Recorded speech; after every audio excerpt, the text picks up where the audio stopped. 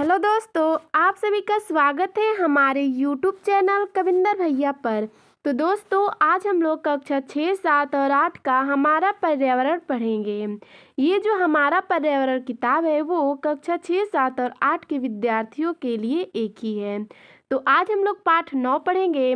हमारे पाठ का नाम है पर्यावरणीय प्रदूषण, कारक एवं प्रभाव। तो आज हम लोग इस पाठ से अभ्यास प्रश्न देखेंगे। चलिए पहला प्रश्न देखते हैं। निम्नलिखित प्रश्नों के उत्तर संक्षेप में दीजिए। इसमें क नंबर प्रश्न है, जल प्रदूषित कैसे होता है?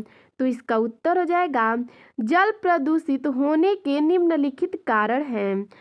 पहला है, उद्योगों द्वारा विभिन्न उद्योगों एवं घरेलू उपयोगों से निकलने वाले अपशिष्ट पदार्थ नदियों, झीलों व तालाबों आदि में जाकर उसके जल को प्रदूषित कर देते हैं। दूसरा है, मानव की दैनिक क्रियाएं नदी, तालाबों आदि में कपड़े धोने, पशुओं को नहलाने, सीवेज लाइन को गंदा पानी इसमें प्रवाहित करने के कारण भी जल प्रदूषित होता है।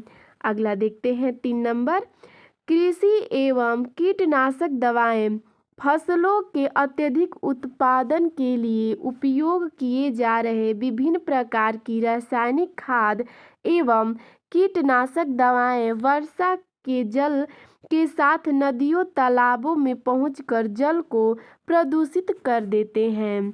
अगला प्रश्न देखते हैं ख नंबर, वायु को प्रदूषित करने वाली गैसों का नाम लिखिए। तो इसका उत्तर हो जाएगा, carbon monoxide, carbon dioxide, nitrogen oxide, sulphur dioxide, hydrocarbon, chlorine, ammonia, methane आदि वायु को प्रदूषित करने वाली गैसें हैं। अगला प्रश्न है ग नंबर, ध्वनि प्रदूषण से आप क्या समझते हैं?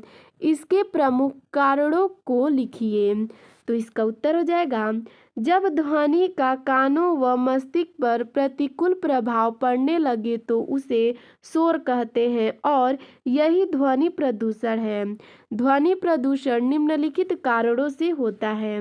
तो आइए दोस्तों उस कारणों को जानते हैं। पहला है, यातायात के साधनों की तेज ध्वनि भी ध्वनि प्रदूषण का कारण बनती है। अगला है 2 नंबर, टीवी, रेडियो, डीजे आदि को तेज ध्वनि में बजाने पर भी ध्वनि प्रदूषण होता है। तीसरा है, पटाखों की तीव्र आवाज से भी ध्वनि प्रदूषण होता है। चौथा है, उद्योगों में प्रयोग किए जाने वाली मशीनें, सायरन व जनरेटर आदि भी ध्वनि प्रदूषण के कारण बनते हैं। पांचवा है, प्रकृति में घटने वाली कुछ प्राकृतिक क्रियाएं जैसे बिजली कड़कना, तूफानी हवाएं एवं ज्वालामुखी विस्फोट से भी ध्वनि प्रदूषण होता है, किंतु ये घटनाएं बहुत कम समय के लिए होती हैं। अगला प्रश्न देखते हैं घ नंबर, मृदा प्रदूषण के नियंत्रण हेतु क्या करना चाहिए? तो इसका उत्तर हो जाएगा, मृदा प्रदूषण के नियंत्रण हेतु निम्नलिखित उपाय कर सकते हैं। आइए उन उपायों को देखते हैं। पहला है, फसलों पर कम से कम रासायनिक खादों व कीटनाशकों का प्रयोग किया जाए।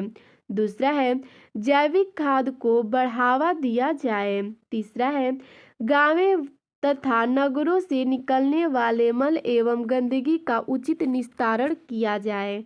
चौथा है, वनों के विनाश पर रोक लगाना और अधिक से अधिक पौधारोपण करना। अगला प्रश्न है 2 नंबर, सही शब्द चुनकर रिक्त स्थानों की पूर्ति कीजिए।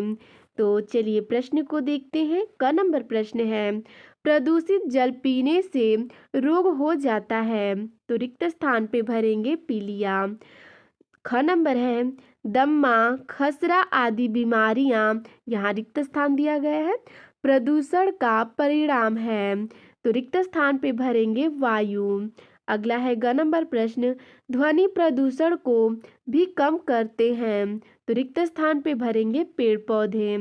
घ नंबर प्रश्न है ठोस अपशिष्ट पदार्थों को में फेंकना चाहिए, तो रिक्त स्थान पे भरेंगे कूड़ेदान। आइए अगला प्रश्न देखते हैं। प्रश्न 3 नंबर है सही कथन के सामने सही और गलत कथन के सामने गलत का चिन्ह लगाइए। प्रश्न है क नंबर जल प्रदूषण से पागलपन रोग होता है, यह गलत है। ख नंबर प्रश्न है वाहनों के धुएं से जल प्रदूषण होता है, यह भी गलत है। ग नंबर प्रश्न है मानव व अन्य जीवधारियों के भोजन तथा आवास पर मृदा प्रदूषण का दुष्प्रभाव पड़ता है, यह सही है। अगला है घ नंबर प्रश्न घरों से निकलने वाले गंदे जल का उचित निस्तारण करना चाहिए, यह भी सही है।